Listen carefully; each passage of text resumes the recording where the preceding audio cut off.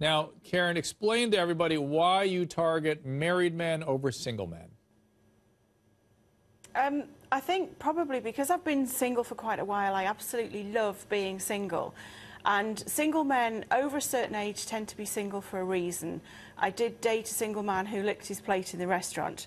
No married man would behave like that. So I think from that perspective, the married men are actually well trained. They've been taught how to behave around a lady, and so it's quite nice to be treated well. It's quite nice to have a lot of respect from the man, and it's quite nice not to have a full-blown relationship with someone who expects everything from you and expects you to account for where you are every 5 minutes and expects you to pick up his pants and expects to watch Karen, TV all the time. it sounds like you'd be better suited to have a Great Dane or something such as that, I suspect. But let me ask this, and this is a more of a cat person. Well, okay, a giant Persian cat. I'm sorry, but rather than there's a more serious question here, which is, aren't you colluding with these men in their pathology, and aren't you damaging other women and families as a result of your behavior? Not at all, no. These guys actually go onto a website specifically for married people called Illicit Encounters in the UK.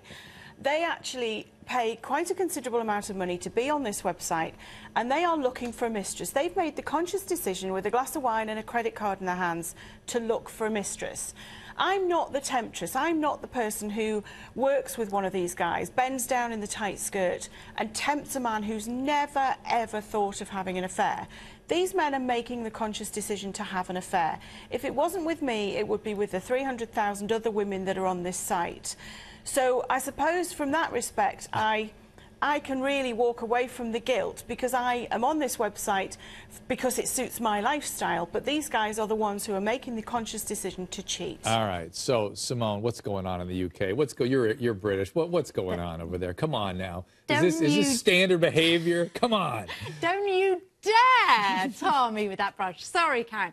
I've got to say that I think she's, clearly a very charismatic woman, but the attitude is delusional, it's narcissistic, it's lazy, and it's cruel. And she is a better woman because women don't do this to other women. We don't want to lose our integrity. She can date single men. Just because one guy over 40 licked his plate, there are other men who don't need to lick their plates. You don't need to do this, and you shouldn't be doing this because, in my experience of working with mistresses, you might think you are okay for the first 50 guys and the first 50 marriages and children that you'll help put in therapy for the rest of their lives.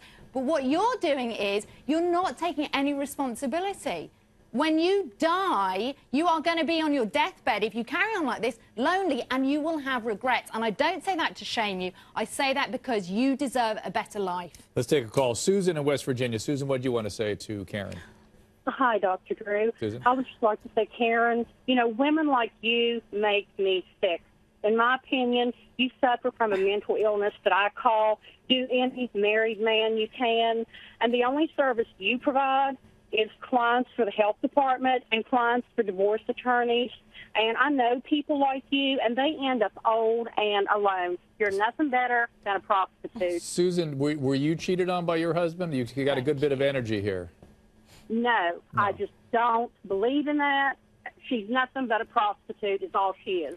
I think what's interesting is Susan says what so many women are feeling right now, and we feel threatened because we are at home with our husbands and we work so hard to keep our marriages going. It's hard work. And then somebody comes in like a cuckoo and thinks they can steal another woman's good work. But this, now let me play devil's advocate for 1 second on Karen's side. These are guys out there fishing in the internet space for a Karen. I mean, if she's making a point, if it's not Karen, there'd be, she said, and this is the number she said, 300,000 other Karens out there waiting to, let's be clear, to use Susan's words, service these guys. Yeah.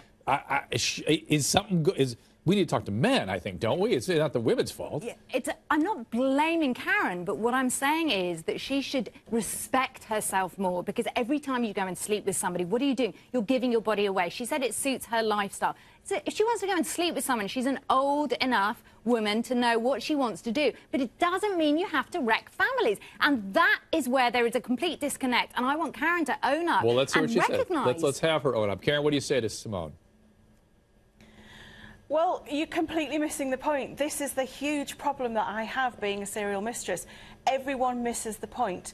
In the years I've been doing this, I have never once broken up a marriage. I don't want to break up any marriages. I have never and will never break up a marriage. What about the Simply children? because I don't particularly want the man. If the marriage isn't breaking up, I'm not breaking up the children. I don't particularly want somebody on my doorstep with a suitcase saying I've left my wife. I would be mortified if that happened, because that was not what I started this for. It's not about self-respect. I have a huge amount of self-respect for myself. And I don't necessarily sleep with all these men. This is the problem that everyone has, that they can't understand, that men don't necessarily need sex for it to constitute